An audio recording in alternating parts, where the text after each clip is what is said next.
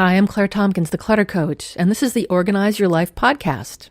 I am passionate about organizing because it makes my clients' lives so much easier, more relaxed, and with more time to spend the way that they want to.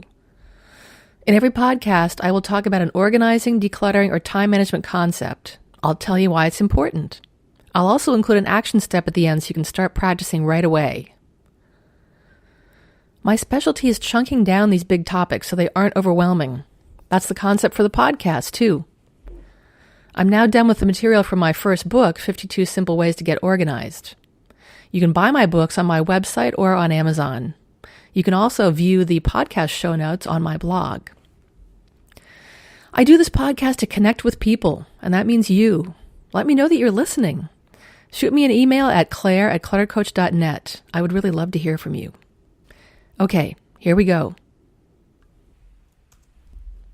This is podcast 87, and it's about the other 3 stages of design thinking: ideate, prototype, and test. This carries on from the previous podcast. Ideate means coming up with ideas to address the problem you identified in phase 2. This is the time to go wild and think up as many ideas as you can. There are lots of ways to approach this and to get your creative thinking going. Nutty ideas, impossible ideas, bring them all on. You don't want to filter at this stage. Using specific techniques can help because they give you a structure for generating ideas. Having that structure helps you avoid being negative about your own ideas and shooting them down. Back in podcast 71, I talked about how easy it is to sabotage yourself and the tricks you need to resort to get over that. An idea-generating technique leads you through specific steps. It opens your thinking, but it also shapes it so you aren't flailing around. If you're flailing, feeling too open to the universe of ideas, that's when the negative talk can sneak in. Just stay with the program. Ideation means getting those ideas out of your head and written down. Regular listeners will know how big I am on that idea. You may think that you're clear in your head about what to do.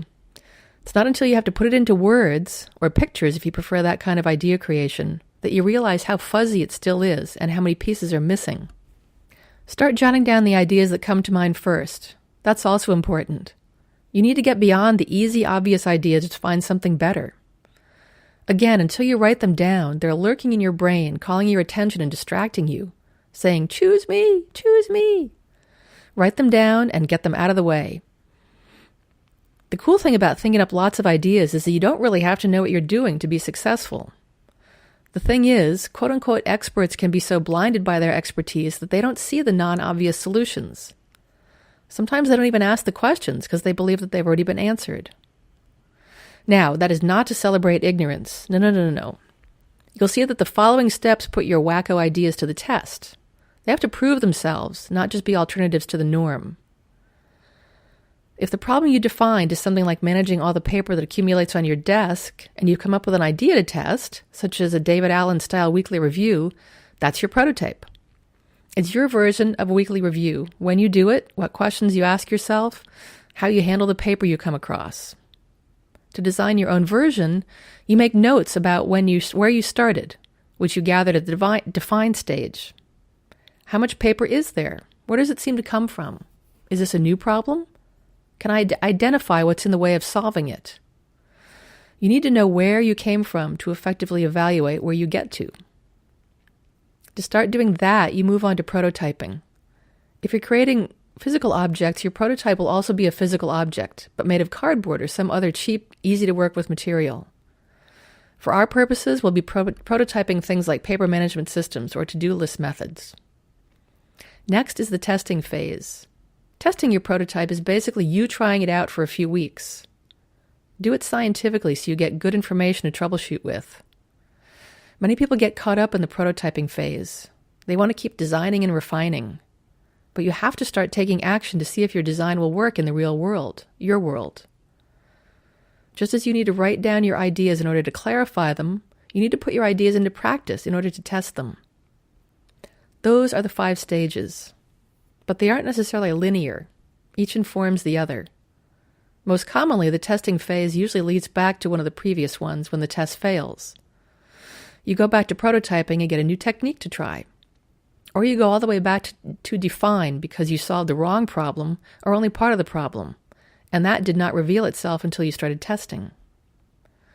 Time to get going. What you can do right now is to write down all the obvious ideas that occur to you to solve your problem. Once those are out of the way, see what else bubbles up, or go online and look for brainstorming techniques to try.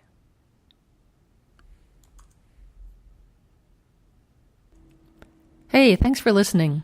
I'm Claire Tompkins, the Clutter Coach. If you like the show, I'd love it if you'd leave a rating and review in iTunes. You can subscribe, too, so the podcast will be ready and waiting for you to listen to. You'll find the show notes on my blog at www.cluttercoach.net, and you can check out my store to find books I've written and a whole bunch of other stuff. If you're a fan of the show, you can become a patron on patreon.com for as little as $1 a month. You can find my page by going to the Patreon website, that's Patreon, and searching on Clutter Coach. I'll still post the podcast free of charge, but I've got some cool rewards for folks who want to help me make the show even better. Come back next week for a new podcast.